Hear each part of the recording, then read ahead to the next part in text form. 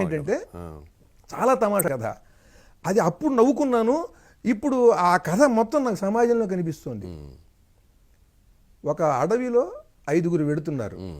ఒకడు పుట్టు గుడ్డివాడు, పాపం పుట్టుకతో పాపం అతను మనం ఏం చేయలేం, భగవంతుడు ఒకసారి అలా చేస్తాడు.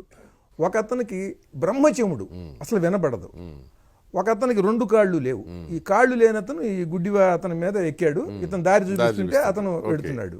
ఇంకోవాడికి ఈ భుజాల వరకు చేతులు లేవు. ఈ 4. 5వ వాడికి ఒక పాత గోచి తప్ప ఏం లేవు, గర్భదరిద్రుడు. వీళ్ళు 5గురు వెడుతున్నారు. క్యారెక్టర్స్ ఇవి. ఇప్పుడు ఉన్నట్టుండి ఈ చెమిటివాడు ఆగండి, ఎక్కడో గుర్రపు డెక్కల చప్పుడు వినిపిస్తోంది అంటాడు. వీడికి బ్రహ్మచముడు. వెంటనే గుడ్డివాడు, అదిగో దూరంగా దుమ్ములేస్తోంది, బందిపోట్లు కాబోలు గుర్రాల మీద ఇటే వస్తున్నారంటాడు. వెంటనే ఈ కాళ్ళు లేనివాడు, అయితే కాలి సత్తువ కొద్దీ పరిగెత్తండి అంటాడు. చేతులు లేనివాడు, ఛీ పారిపోవటం పిరికి వాళ్ళ లక్షణం, వచ్చిన వాడిని వచ్చినట్టు గుద్ది చంపేద్దాం అంటాడు.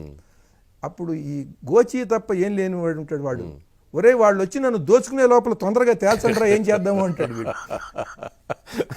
అంతే కథ, అంతే కథ, ఇంతే సింపుల్.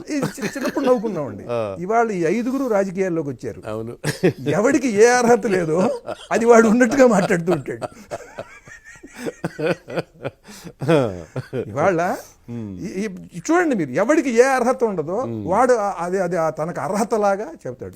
మొట్టమొదట ఎక్కడో గుర్రపు డెక్కల చప్పుడు వినిపిస్తుంది అన్నాడు అనుకోండి, వెంటనే పక్కన వాళ్ళు ఏమనాలి, ఒరే నీకు చెవుడురా, వినిపిస్తే మాకు వినిపించాలి, దొరముయ్ అంటే అయిపోయేది.